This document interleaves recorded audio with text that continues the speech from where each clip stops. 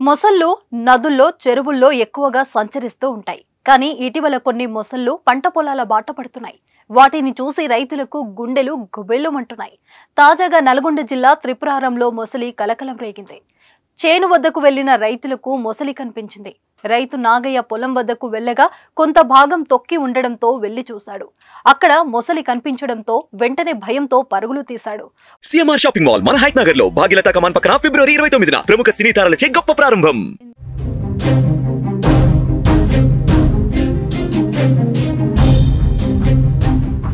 పొలంలో మొసలు వచ్చిందనే వార్త బయటకు పాకడంతో సమీప ప్రజలు దానిని చూసేందుకు భారీగా తరలివచ్చారు. అనంతరం పోలీసులు అధికారులకు సమాచారం అందించారు. వెంటనే వారు వచ్చి దానిని అక్కడి నుంచి తరలించారు. పొలానికి సమీపంలో ఉన్న చెరువు నుంచే మొసలి వచ్చినట్లు స్థానికులు భావిస్తున్నారు.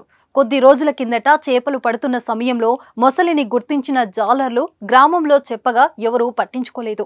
అయితే తాజాగా ఆ చెరువు ఎండిపోవడంతో అక్కడి నుంచి మొసలు పొలాల్లోకి ప్రవేశించింది.